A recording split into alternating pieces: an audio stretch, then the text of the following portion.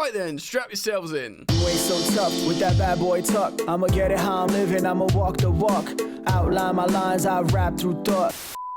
Hello friends, how's it going? Welcome back to Football Therapy with me, your host Jan. I do hope you're doing well, mate. Genuinely do hope that. Welcome back to Chelsea News. Of course, the daily series here on the channel Football Therapy, where I reflect on what's been said about Chelsea throughout the entirety of football media, a lot of football media. Giving you my thoughts on it, more importantly asking for yours as usual. Today's news is the Lukaku situation, the sacrifices he is making. What's going on with Strasbourg, new gaffer Santos returning, which is actually really interesting because he didn't originally want to go to France, and he's going back for a second season, and everyone thought he could be used in the Chelsea midfield. And of course with maybe Lukaku going as well.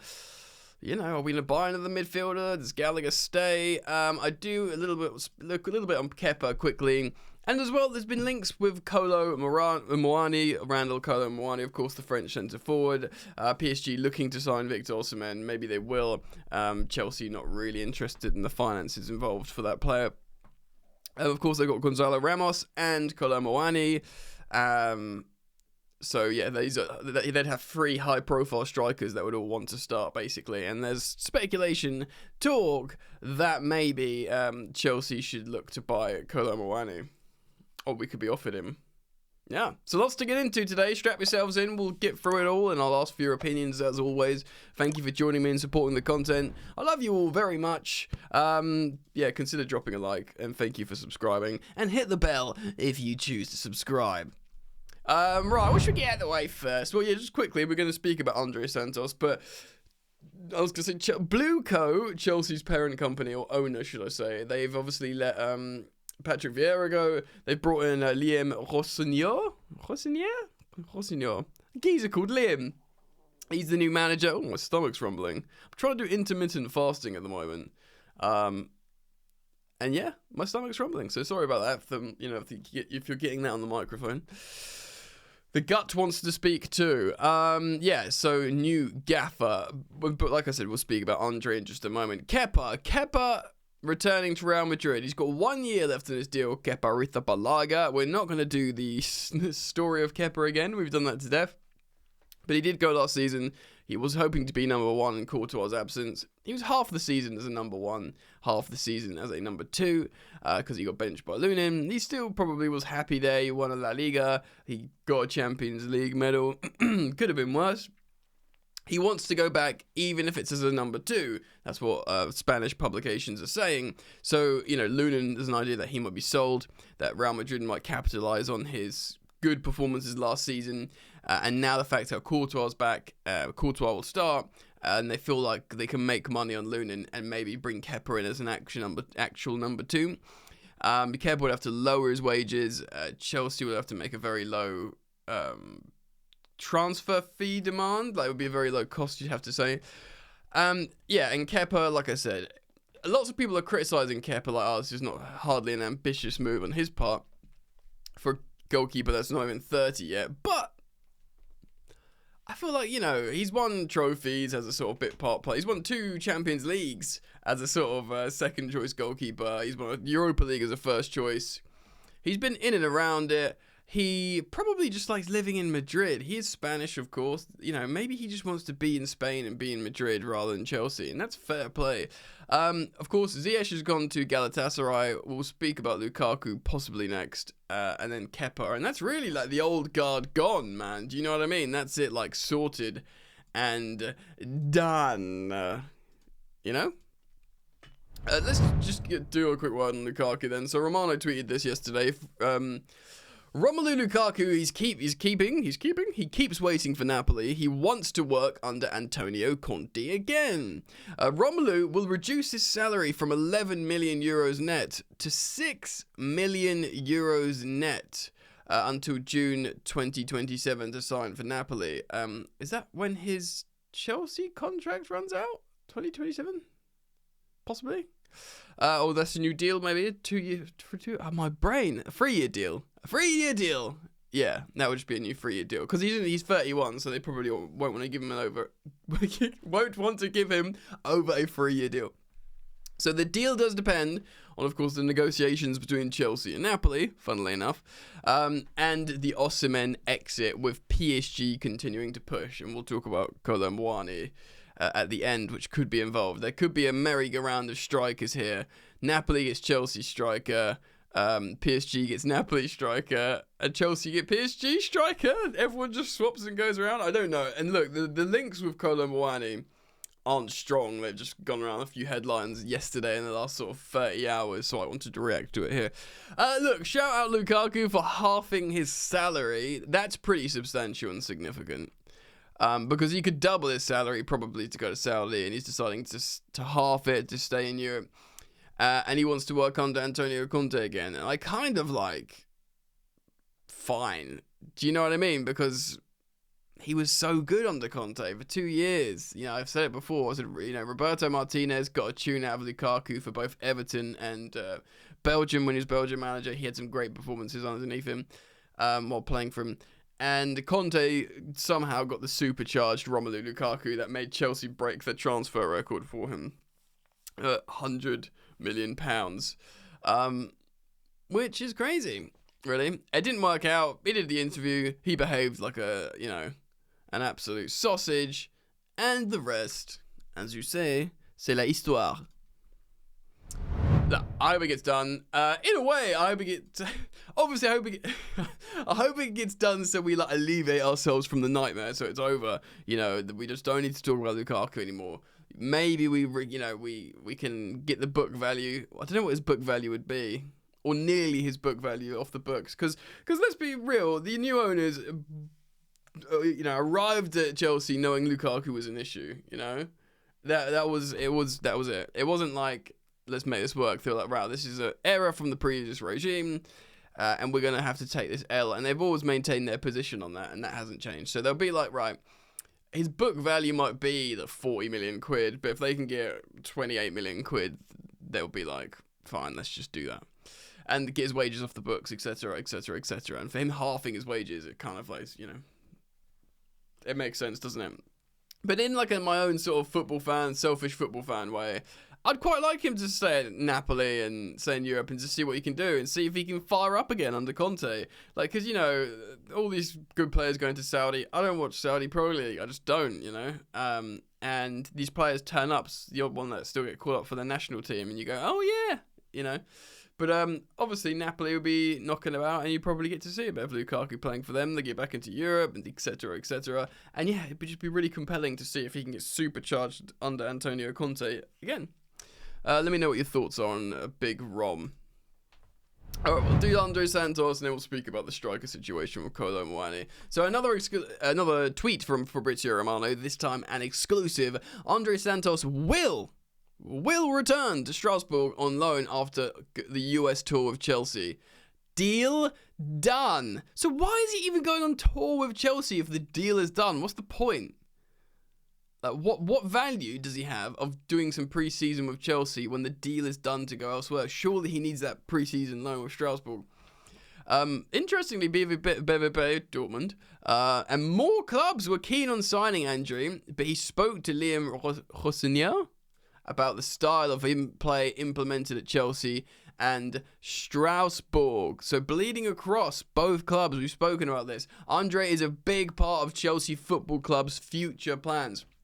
Yeah, firstly, he's a baller. Let's get this out of the way. He's an important player. He's highly, highly rated. He was going to be brought into the Chelsea first team under Graham Potter, that January transfer window, when he was a teenager, an 18-year-old. He was like, yeah, we can use him. He's sick. But of course, they had the visa issues, and he had to go back for 6 months to Brazil. And then he had the loans last season. Nottingham Forest loan wasn't good. But then the final 6 months of the season at Strasbourg was good. It took him a while to get into the team, but when he got into the team, it was undeniable. And the French Strasbourg fans, they loved Andre Santos, and they were frustrated that, it's just another, multi-club model. That obviously they hate the Chelsea ownership. I totally understand that. I've got no issue with that. But maybe things like this will ease their pain, because they probably saw, Andre as having a good 6 months, He was like he was the young player of the season. Like, as soon as he was brought into the starting lineup in the second half of the season after starting on the bench, you know, when Vieira was like, okay, this kid's too good to not play, they started winning and they went up the Liga table. So the fans love him, but they were like, oh, he's just a sort of development project here for 6 months. And although that's still true, it's more than 6 months. And when you get a player for 18 months on a loan, suddenly that's less of a using us and actually sort of helping us, you know? And yes, so he didn't originally want to go to France. Of course, Angelo Gabriel was there, who's going to be also on pre-season tour in America with Chelsea. See what happens with him. I wonder if he'll go back on loan as well. And we'll just keep sending the Brazilian duo on loan to Strasbourg. But him going back, he's been convinced by the new manager. Let's call him Liam. As in, like, yeah, we're gonna play. It's gonna be wicked. You're gonna be a big part of this. And essentially, he's changed his position. Andre Santos. He's like, all right, cool, I'll go. And it's been reiterated to him that he is a big part of Chelsea's plans. Chelsea are gonna play a similar football to Strasbourg. Apparently, that's been the plan for a while. They want their network to be similar so they can send players there and receive players from Strasbourg, and they sort of plug and play, which kind of makes sense for a big project. I get it. Like, I can see why they want to do that. Yeah, dude, and I quite like it. If someone said to me, oh, Maresca loves Santos and he starts for Chelsea, I'd be like, wicked, no issue with that at all. But actually, to send him back to a club where he had such an excellent 6 months and clearly developmentally in Europe and all this kind of stuff is good for him, and, you know, learning English and French and being, you know, that's great for being multilingual in the Chelsea dressing room, certainly. I really like it personally. And yeah, this is interesting because I think not only are we loaning him out, I think we'll loan Cassidy out or sell Cassidy. And of course, Ugo Chukwu, I think, is going to go on loan as well. So lots of young midfielders going out, which poses the question, what's going to go on with Conor Gallagher then? Are we going to just try and keep him and extend him? Does he need to have Of course, he went to the final with the Euros, so Maresca's not even spoken to him yet or hasn't even had a look at him yet. But is there a chance that Maresca's got an idea about him, maybe thinks he doesn't really fit my style, but then sees him and goes, yeah, I can use him? Or are we going to sign another midfielder, of course, which is another story that we've been reflecting on lately. Of course, there was been links with Pereira of Fulham. Apparently, Brazilian reports that we reacted to here. Apparently, Matt Law said that's wide of the mark. He wouldn't really be the kind of profile we're looking for. It'd be more of maybe a functional midfielder. But still, as things stand, we've got Fernandes. In theory, for the moment, we don't know what's going on with that saga and drama and how they're going to cool the dressing room off. Caicedo, of course, Lavia, a big baller Lavia, and Gallagher-ish. But we are playing ridiculous amounts of games next season, and yeah, there's a good chance we will buy another central midfielder. All right, let's talk about strikers then. So this is subject to analysis as well. Maybe we do sell Lukaku, hopefully, because that just needs to get done. And don't buy Osimhen, of course. And like we've spoken before, we've got Mark Yu, we've got Nico Jackson, who's a very good Premier League operator, and we've got Christopher Nkunku with, as more time goes on, people are speculating will play in a centre-forward position for Chelsea. By the way, a little shout-out for my previous upload. If you're yet to watch it, I did my pre-season predictions, or should I say friendlies pre-season prediction, because of course we haven't seen the pre-season, as in like it's a real mouthful here, because they're my pre-season predictions, but they're my pre-season predictions because it's before we played any friendlies. It's a mind puzzle. Anyway, if you haven't watched that video, go check it out, because I speak about who's going to be top scorer, top assister, you know, breakout players and all this kind of stuff. But yeah, there's speculation that Nkunku will play down the middle. I don't think that's necessarily his best position. I think he's more of a sort of cloak and dagger shadow striker rather than just a deployed number 9. And Chelsea are still considering buying number 9. This has been reiterated by loads of reputable journalists. You know, it's not for sure, but Chelsea are definitely looking at them. And it's been spoken about in the media that Chelsea could be offered the opportunity to sign French centre-forward Randall Kolo Muani. Of course, 25, so just about suits their model. He was playing for France. He was starting the games for France, wasn't he? And with Mbappe on the left, he was starting down the middle, and then Thuram would come on for Moani, and they'd sort of swap the centre forward positions. He scored their only goal in open play into semi-final. Did they score? Yeah, I think they only scored one goal in open play, and it was Kolo Moani, a header, assisted by Mbappe. Yeah, so look, PSG were playing Mbappe down the middle at the end of the season, so they could have Bradley Barcola down the left, which means on the bench they had both Kolo Muani and Gonzalo Ramos, who are both really good young strikers. I think Ramos is younger than Muani, but he was a high-profile player for Portugal, scoring hat-tricks when Ronaldo was benched. He'll be fuming that Ronaldo stank up the gaff in the Euros, starting every single game, and he couldn't play when he was he's an elite centre forward for Portugal. He's like, why will this guy retire? Kolo Muani. So clearly they'd want to keep Gonzalo Ramos, and they'd be willing to sell Kolo Muani. Now, I'm looking at his stats from last season. His goals per 90, 0.44. Strong, passable, not necessarily insane. His expected goals, 0.46 or 8. It's about right. He's a solid striker, centre forward, but again, this is playing for PSG in League. You'd maybe want a little bit more.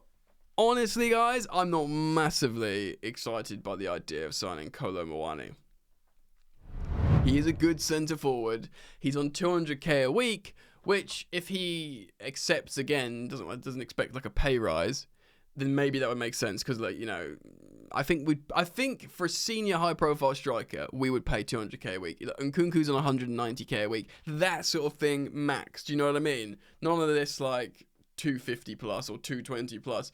Around 200, I feel like for a goal scorer, Chelsea might do that in their current wage structure. Whether that's Kolo Muani, if he's the guy for that, I'm not so sure. For me, I don't find it very exciting. But you might do. So let me know what you think, and tell me about your thoughts on the striker situation, and in fact, everything I've spoken about in this video here today. So thank you for your comments. Thank you for liking and subscribing.